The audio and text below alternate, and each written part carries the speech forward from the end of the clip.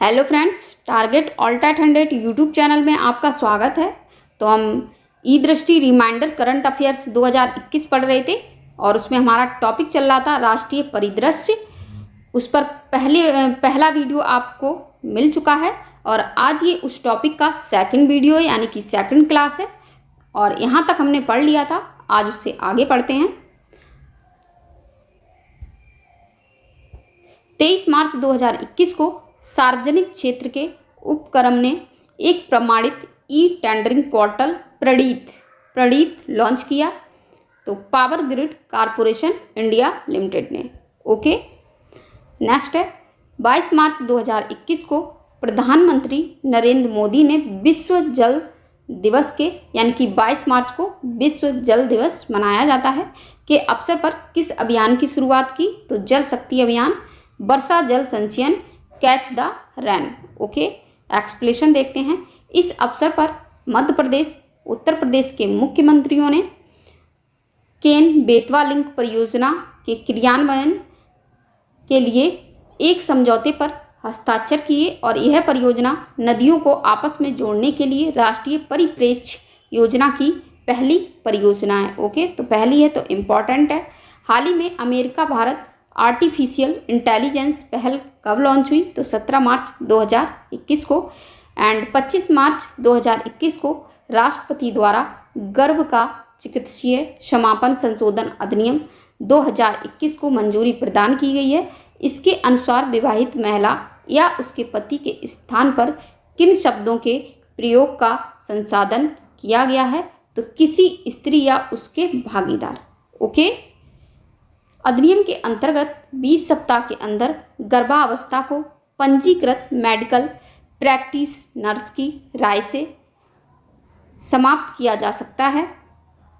20 से 24 सप्ताह में गर्भावस्था को समाप्त करने के लिए 2 मेडिकल प्रैक्टिस नर्स की राय अपेक्षित है। ओके, 12 मार्च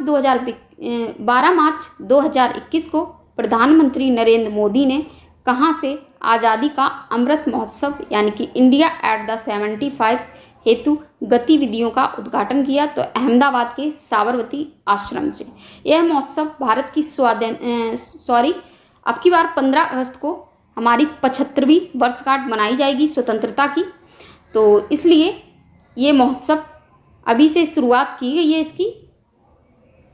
यह महोत्सव भारत की स्वाधीनता की 75वीं वर्षगांठ मनाने के लिए भारत सरकार द्वारा आयोजित किए जाने वाला कार्यक्रमों की एक श्रृंखला है और यह 15 अगस्त 2022 से, यानी कि 75 सप्ताह पूर्व से प्रारंभ किया गया है। यह आज़ादी का अमृत महोत्सव है, 15 अगस्त 2023 तक चलेगा। ओके, 4 मार्च 2021 को केंद्रीय आवासन और शहरी कार्य मंत्रालय द्वारा ईज ऑफ लिविंग इंडेक्स 2020 में 10 लाख से अधिक आबादी वाले श्रेणी में किस शहर को शीर्ष स्थान प्राप्त हुआ है? तो बेंगलुरु को, यानी कि टॉप पर बेंगलुरु रहा है। और दूसरे नंबर पे है पुणे, तीसरे नंबर पे है अहमदाबाद। नेक्स्ट है ईज ऑफ लिविंग इंडेक्स 2020 में 10 लाख से कम आबादी वाले शहरों की श्रेणी में कौन सा शहर टॉप पर रहा? तो वो है शिमला, एंड दूसरा है भुवनेश्वर, एंड तीसरा है सिलवासा। नेक्स्ट प्रश्न है हमारा 4 मार्च 2021 को केंद्रीय आवासन एवं शहरी कार्य मंत्रालय द्वारा जारी म्यूनिसिपल परफॉर्मेंस इंडेक्स MPI 2020 में 10 लाख से अधिक आबादी वाली श्रेणी में किस नगर पालिका को शीर्ष स्थान प्राप्त हुआ? तो इंदौर को, दूसरे नंबर पे है सूरत, एंड तीसरे नंबर पे है भोपाल। नेक्स्ट है म्यूनिसिपल परफॉर्मेंस इंडेक्स 2020 में 10 लाख से कम आबादी वाली श्रेणी में किस नगर पालिका को शीर्ष स्थान प्राप्त हुआ है? तो नई दिल्ली नगर पालिका परिषद को। ओके, तिरुपति, गांधीनगर दूसरे और तीसरे नंबर पर। नेक्स्ट प्रश्न है हमारा 2 से 4 मार्च 2021 के मध्य दूसरा समुद्री भारत शिखर सम्मेलन 2021 वीडियो कॉन्फ्रेंस के माध्यम से आयोजित हुआ और इस सम्मेलन का उद्घाटन किसने किया? तो प्रधानमंत्री नरेंद्र मोदी ने 26 फरवरी 2021 को भारत निर्वाचन आयोग ने किन 5 राज्यों की विधानसभाओं के लिए आम चुनाव 2021 के कार्यक्रम घोषित किए? असम, केरल, तमिलनाडु, पश्चिम बंगाल, केंद्र शासित प्रदेश पुडुचेरी। यानी कि राज्यों में 4 राज्यों में इलेक्शन हुए हैं 2021 में, असम, केरल, तमिलनाडु, पश्चिम बंगाल एंड केंद्र शासित अगर प्रदेश पूछा जाए तो पुडुचेरी। तो कुल मिलाकर 5 में। ओके, ये विधानसभा चुनाव 27 मार्च से 29 अप्रैल 2021 तक कराए जाएंगे, यानी कि हो चुके हैं। इसके अनुसार तमिलनाडु, केरल और केंद्र शासित प्रदेश पुडुचेरी में विधानसभा चुनाव के लिए एक ही चरण में, यानी कि तमिलनाडु, केरल एंड पुडुचेरी में विधानसभा चुनाव के लिए एक ही चरण में, यानी कि एक ही चरण में मतदान होगा 6 अप्रैल 2021 को। ये इम्पॉर्टेंट है, इसलिए याद रखना। पश्चिम बंगाल में 8 चरणों में मतदान हुआ है, 27 मार्च से। तो पश्चिम बंगाल में 8 चरणों में मतदान हुआ है 27 मार्च से 29 अप्रैल 2021 तक and 27 March, 1 April, 6 April, 10 April, 17 April, 22 April and 29 April. Okay, ये है पश्चिम बंगाल का। एंड असम में 3 चरणों में चुनाव हुआ है 27 मार्च, 1 अप्रैल, 6 अप्रैल। ओके, मतगणना 2 मई 2021 को होगी। जैसा कि आपको पता है कि पश्चिम बंगाल में ममता बनर्जी जीत चुकी हैं। 25 फरवरी 2021 को किस मंत्रालय द्वारा शहरी नवाचार इंडेक्स यानी कि सिटी इनोवेशन एक्सचेंज लॉन्च किया गया है? तो केंद्रीय आवास एवं शहरी कार्य मंत्रालय द्वारा। 24 फरवरी 2021 को कृषि सहकारिता और किसान कल्याण विभाग द्वारा कृषि मुख्य फसलों के उत्पादन द्वारा दूसरा अनुमान 2020-21 जारी किया गया है और इसके अनुसार रिकॉर्ड में कितने मिलियन टन खाद्यान्न उत्पादित अनुमानित किया है? तो 303.34 मिलियन टन। और जैसा कि आपको पता है खाद्यान्न में यूपी नंबर 1 पर है।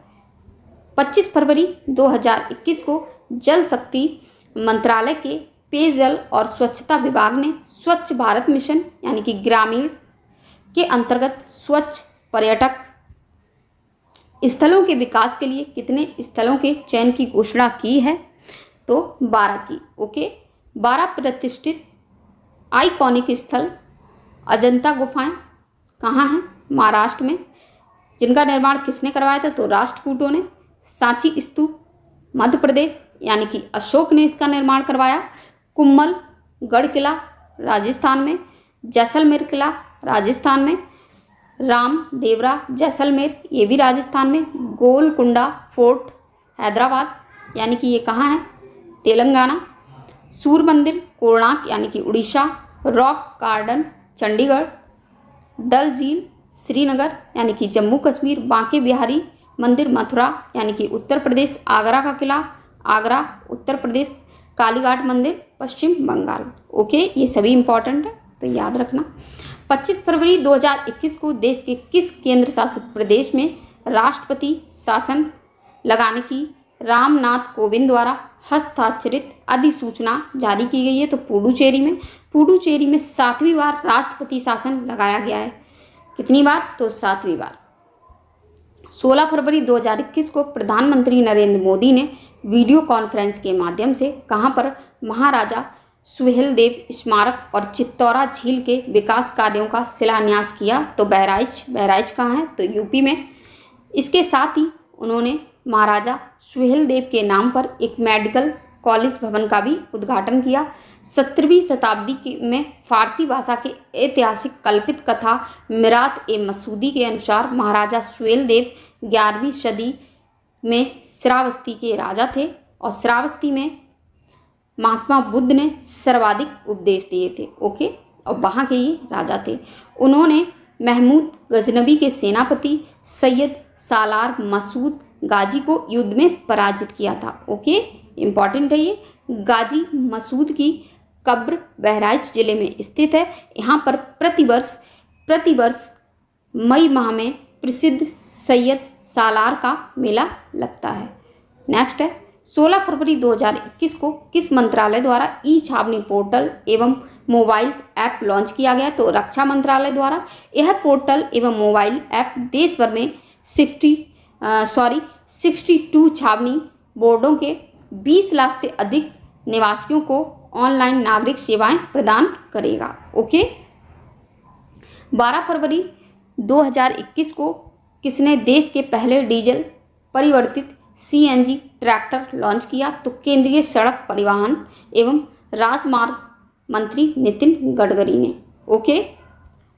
डीजल परिवर्तित CNG ट्रैक्टर बनाने का काम रोमैट टेक्नो सॉल्यूशंस और टोमासेटो अचीले इंडिया द्वारा संयुक्त रूप से किया गया है। ओके। नेक्स्ट प्रश्न है हमारा 10 फरवरी 2021 को संसद यानी कि राज्यसभा ने प्रमुख बंदरगाह प्राधिकरण विधेयक मजदूर पोर्ट अथॉरिटीज बिल 2020 पारित किया। यह स्थान लेगा प्रमुख बंदरगाह ट्रस्ट अधिनियम 1963 का। ओके। 9 फरवरी 2021 को भारत ने किस देश में सहतूत बांध के निर्माण के लिए एक समझौता ज्ञापन हस्ताक्षरित किया है? तो अफगानिस्तान में 10 से 12 फरवरी 2021 के मध्य 20वां विश्व सतत विकास शिखर सम्मेलन वीडियो कॉन्फ्रेंस के माध्यम से आयोजित हुआ। इसका मुख्य विषय क्या था? तो हमारे सामान्य भविष्य को पुनर्भाषित करना और सभी के लिए सुरक्षित और संरक्षित वातावरण बनाना। ओके। हाल ही में प्रधानमंत्री नरेंद्र मोदी ने किस प्रमुख ऐतिहासिक घटना के शताब्दी समारोह का वीडियो कॉन्फ्रेंस के जरिए उद्घाटन किया? तो चौरी चौरा शताब्दी समारोह। ओके। 4 फरवरी 2021 को चौरी चौरा कांड के 100 वर्ष पूरे हुए हैं। 4 फरवरी 1922 को ही ऐतिहासिक चौरी चौरा कांड घटित हुआ था और इस अवसर पर प्रधानमंत्री ने इस घटना को समर्पित एक डाक टिकट भी जारी किया है। ओके। 1 फरवरी 2021 को केंद्र सरकार ने भारत के कपड़ा उद्योग को विश्व में प्रतिस्पर्धी बनाने के लिए किस योजना की घोषणा की है? तो मेगा निवेश टेक्सटाइल्स पार्क यानी कि मित्रा योजना। ओके। यानी कि शॉर्ट में इसे मित्रा बोलते हैं। 2 फरवरी 2021 को पर्यावरण वन एवं जलवायु परिवर्तन मंत्रालय ने कहाँ पर देश के पहले आर्द्र भूमि संरक्षण और प्रबंधन केंद्र की स्थापना की घोषणा की? तो चेन्नई में। 1 फरवरी 2021 को जारी 15वें वित्त आयोग ने वर्ष 2021-22 से 25-26 के दौरान राज्यों को केंद्र की विभाजन योग्य कर प्राप्तियों में कितना प्रतिशत हिस्सा दिए जाने की सिफारिश की है? तो 41%। ओके। पूर्व IAS अधिकारी NK सिंह की अध्यक्षता वाली समिति ने 7 नवंबर 2020 को राष्ट्रपति रामनाथ कोविंद को अपनी रिपोर्ट सौंपी थी, जिसका शीर्षक था कोविड काल में वित्त आयोग। आयोग की सिफारिशों के अनुसार केंद्र का राजकोषीय घाटा 2021-22 में 6%, 22-23 में 5.5%, 2023 में 5% एंड 24-25 में 4.5%, 25-26 में 4%, यानी कि 0.5 घटाते जाना एंड ईयर याद रखना तो आपको डाटा याद हो जाएगा। रिपोर्ट के अनुसार 5 वर्ष की अवधि के लिए सकल कर राजस्व 135.2 लाख करोड़ रुपए होने की उम्मीद है। इसके अनुसार वर्ष 2021 से 26 के दौरान राज्यों को अपने कर के हिस्से के रूप में 42.2 लाख करोड़ रुपए मिलेंगे। इसके बाद नेक्स्ट प्रश्न है हमारा 31 जनवरी 2021 को प्रधानमंत्री नरेंद्र मोदी ने किसके द्वारा शुरू की गई रामकृष्ण परंपरा की मासिक पत्रिका प्रबुद्ध भारत के 125वें वर्षगांठ समारोह को संबोधित किया? तो स्वामी विवेकानंद। 18 से 30 जनवरी को के मध्य खेलो इंडिया जॉस्कर शीतकालीन खेल और युवा महोत्सव 2021 कहाँ संपन्न हुआ? तो केंद्र शासित प्रदेश लद्दाख की जॉस्कर घाटी में। एंड 1 से 3 फरवरी 2021 के मध्य ASEAN India hackathon video conference के माध्यम से आयोजित हुआ और यह किस मंत्रालय की पहल है? तो शिक्षा मंत्रालय की। 25 जनवरी 2021 को केंद्रीय शिक्षा मंत्री रमेश पोखरियाल निशंक ने कहाँ पर एग्री फूड टैकाथॉन 2021 का उद्घाटन किया? तो IIT खड़गपुर। 25 जनवरी 2021 को जियोलॉजिकल सर्वे ऑफ इंडिया यानी कि GSI ने देश में खनिज की खोज से जुड़ी गतिविधियों में तेजी लाने के लिए राष्ट्रीय स्तर के कुछ प्रमुख सर्वेक्षणों को वर्ष 2024 तक पूरा करने हेतु कौन सी एक महत्वाकांक्षी योजना शुरू की है? तो national baseline geoscience data generation programme 2020-24। Okay. इन प्रमुख सर्वेक्षणों में national geochemical mapping, national geophysical mapping programme and national aero geophysical mapping programme शामिल है, यानी कि ये तीनों शामिल है। नेक्स्ट यानी कि इससे आगे नेक्स्ट वीडियो में पढ़ेंगे। तो नए हो तो चैनल को सब्सक्राइब जरूर करें। Thank you.